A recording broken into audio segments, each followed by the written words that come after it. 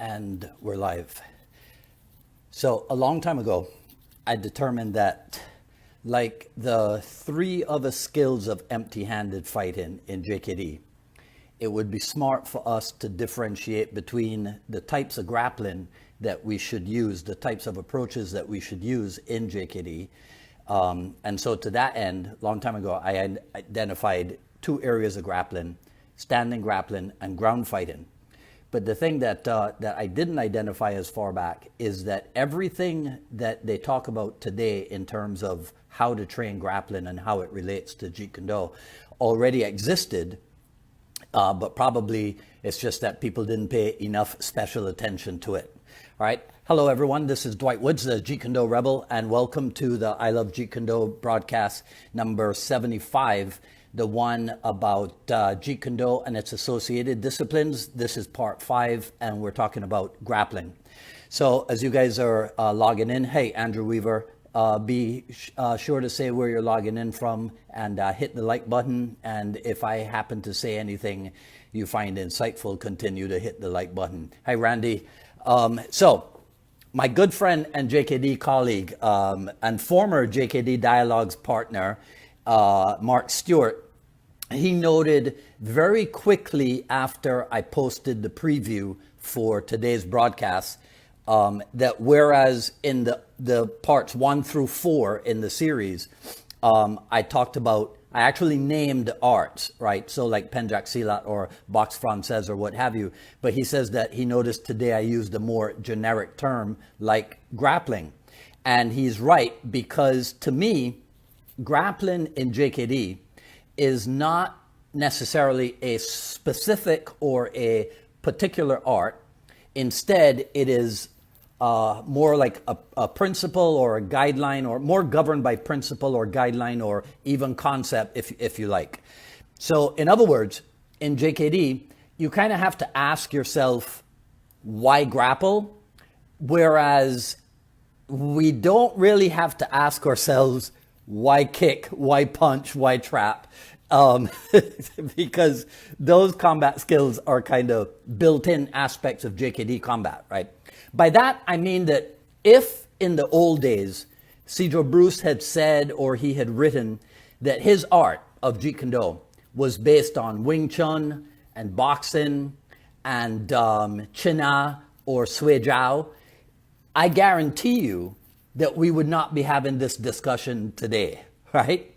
And any current day discussion of grappling in the martial arts will undoubtedly have to include some references to Brazilian Jiu-Jitsu, since that is the art which has kind of dominated the martial arts scene for a couple decades now, right? But before that, let's dial back to the 1960s and Seattle. And that's where, let me make sure I got all my reference material. Pages 68 and 69 of Chinese Kung Fu, the philosophical art of self-defense. So in here, you will see, boom, that. This is 1960 whatever, I forget when, right? So we know that Bruce Lee had at least some interest and appreciation for grappling. In fact, my good friend Johnny Williams over at Facebook's Everything is Kung Fu, you guys should check that out.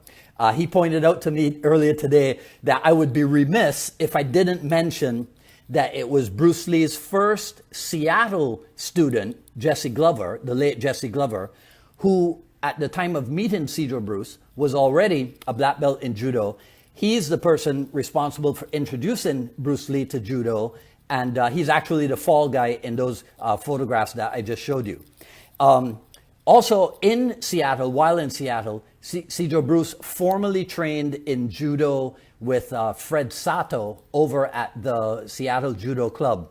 And I wonder how many guys are aware of this, that later on, Fred Sato's own son, Chris Sato, he was actually an instructor at the Seattle Junfan Kung Fu Institute. So I think that's kind of an interesting historical connection there, right? So obviously, right from the start, grappling has been somewhat intrinsically tied into JKD. I don't know exactly when it is that Cedro Bruce might have said this, but I have heard that one thing that he appreciated about judo, and again, we have to look at this in historical context. So in the 60s, the karate thing was, well, if my punch had hit you, it would have done this terrible damage to you, because everything was non-contact training, at least in the karate world. What Bruce Lee appreciated about judo was that there was no theory. You had to get in there, you had to grab the guy, and you had to execute the throw. So there was no hypothetical about it. It was at least efficient and realistic and practical in that manner, right? Okay, so if we continue along talking about grappling, pages 115 to 123 of the Tao of Jeet Kune, right? So it starts down here, this side on grappling, and then it goes through a whole bunch of stuff, right? Including the famous drawings of, where is it? Nope, not that one. Everybody loves these, right? The studies on judo and jujitsu, right? Okay, so even in the Tao, right, in the section on tools, we have a thing about grappling. And for anyone who might not be familiar with Cedro Bruce's continued interest or his continued studies in grappling, I'll remind you that in Los Angeles, he spent time with none other than master grappler judo Gene LeBel. Everybody knows that. But I'm wondering how many people are aware of the fact that he also spent time with a guy named Hayward Nishioka, who was like a 5 times national judo champion.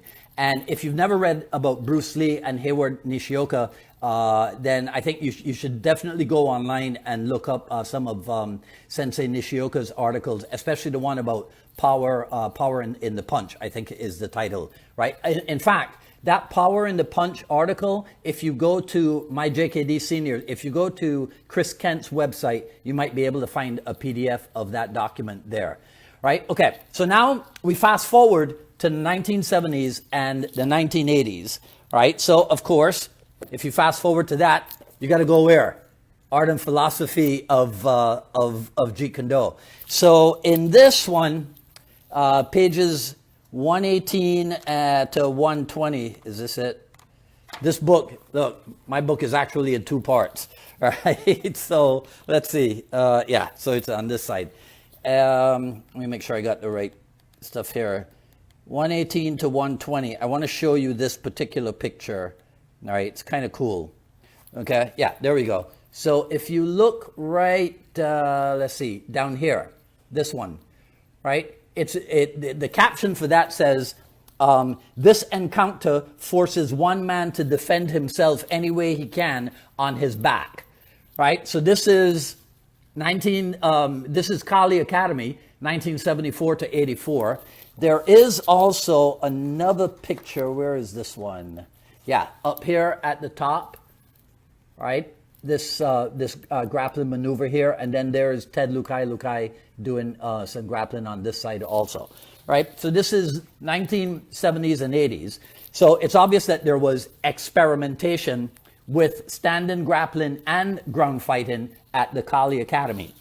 We move on to Premier Jeet Kune grappling stuff. Volume 1, right? Larry Hartzell's 2-volume treatise. Jeet Kune, Enter into Trapping the Grappling.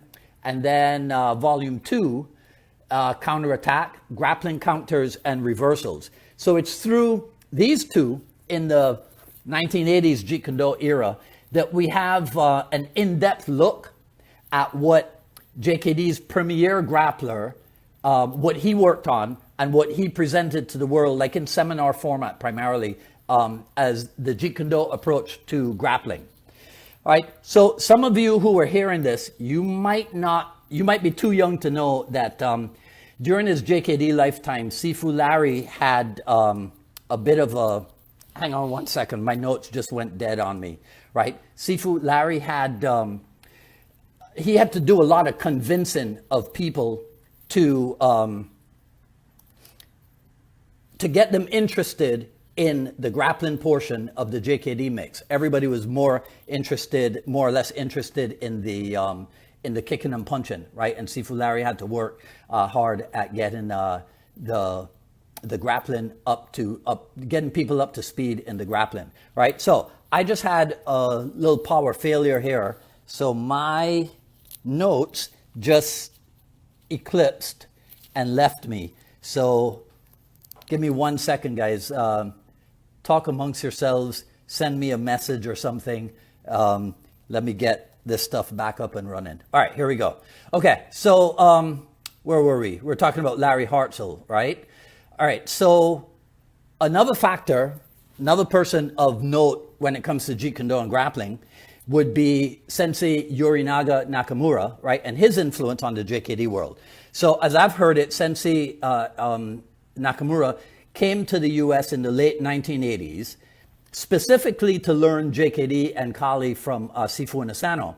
And apparently he didn't say much about being Satoru Sayama, the founder of Shootwrestling. He didn't say much about being Sayama's top student, right? But of course, when Sifu Asano found that out, he becomes Yuri's student. And then, of course, he has him start teaching at the Asano Academy.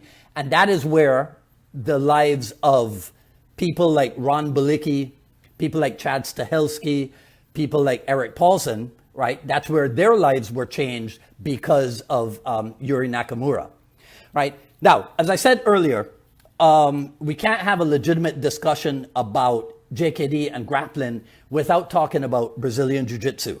Not just because it dominates the martial art landscape, but also because, possibly unbeknownst to a lot of people, it was JKD guys who were some of the earliest adopters of Brazilian Jiu-Jitsu, right?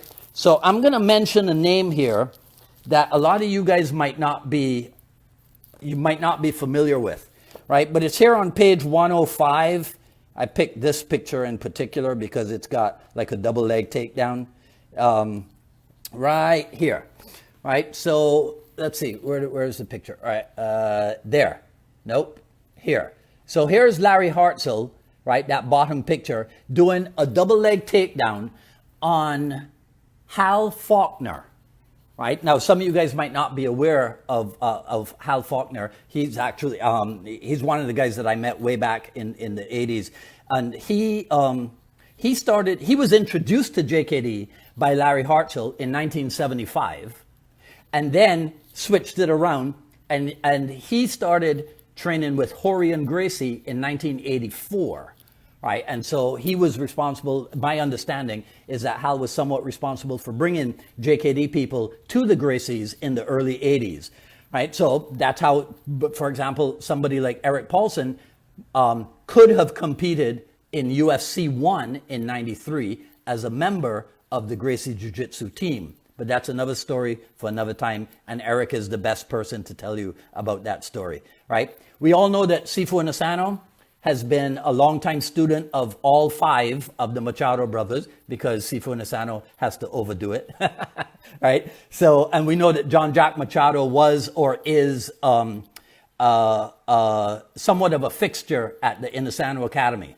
right? Now, one of the things that Sifu Dan expressed to me about BJJ's contribution to grappling is that before BJJ, in JKD grappling, we kind of never contested the grappling techniques, right? So it's like, if I took you down and I got you into a branch up or a branch down, bent arm lock, you know, with a step over hold, then we would kind of stop there, right? If we looked at countering, we looked at countering before that finishing technique got put on. We didn't necessarily counter the finishing technique itself, right? But Brazilian Jiu-Jitsu introduced what I call the continuity of contestation, because in its ground fighting approach, right, they're sparring, what they call rolling. They contest the finishing technique all the time.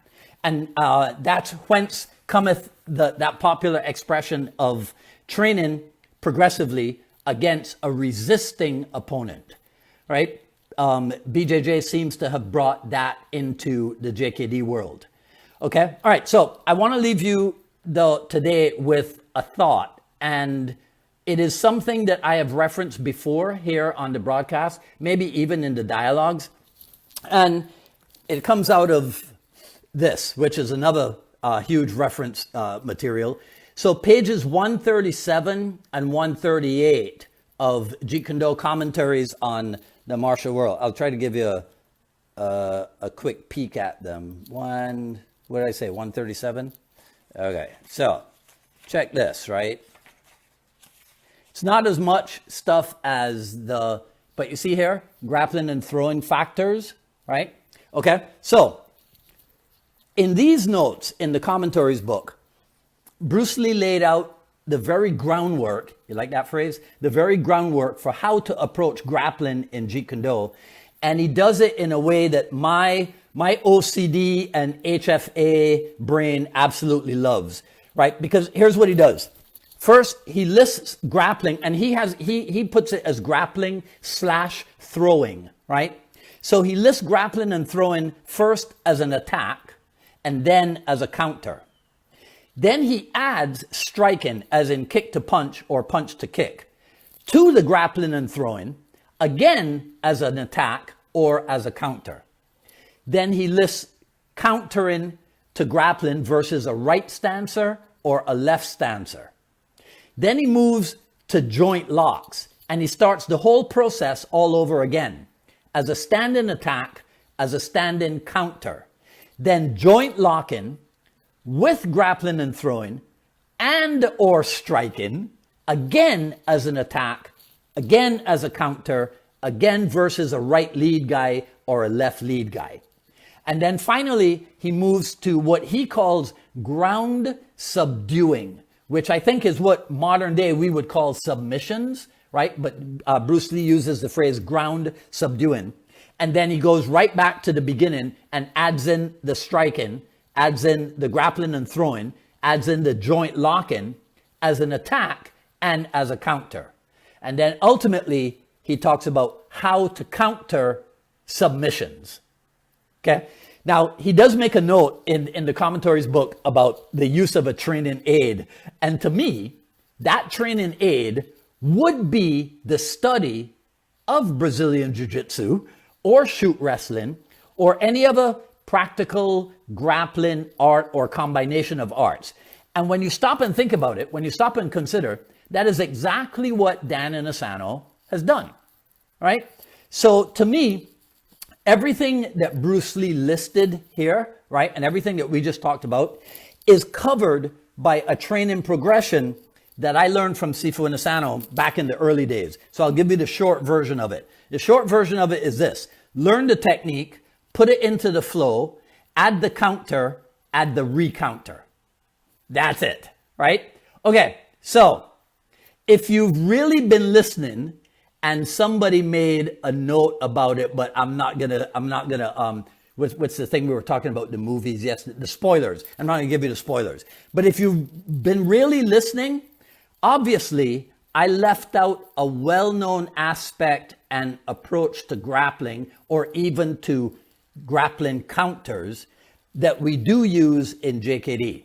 I did it on purpose because I'm reserving it for a special issue of this associated discipline, JKD associated disciplines series, right? So stay tuned. And as I've told you, I'll be producing a little video series to accompany all this talking, right? So if you want to be informed about that video series, send an email to me at jkdrebel@gmail.com, and I'll add your name to the notification list for when that series is ready, right? But in the meanwhile, I suggest you check out, there's a bunch of Jeet Kune grappling resources. First and foremost, of course, Tim, I like to call him Tim Bescherer, but it's actually Tim Becker, right? But Tim Bescherer's stalwart work over at the Junfan JKD Grappling Association. Then, of course, Burt Richardson's JKD Unlimited. Another one, you guys really, really should take a look here. Joaquin Marcelo's Jeet Kune book, The Way of Simplicity. His chapter 4, I think it's chapter 4. His chapter 4 is all about Jeet Kune and ground fighting.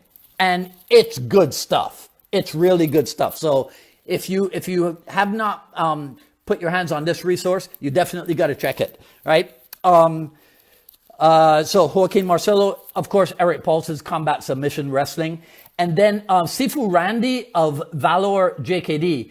He wrote an article and he reminded me, he told me about it earlier today. So when I post this video, when we're done, I'll put a link in there, or because I can't, actually, no, go to facebook.com/JKD Valor, VALOR, right? And look in the post there and you should find Sifu Randy's article about BJJ versus JKD, right? It's pretty decent. It will give you some cool insights, right? Okay, that's it for today.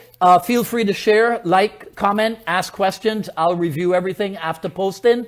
Sign up for notifications for when we go live here on Facebook, and also when we put the final edits up on the YouTube channel.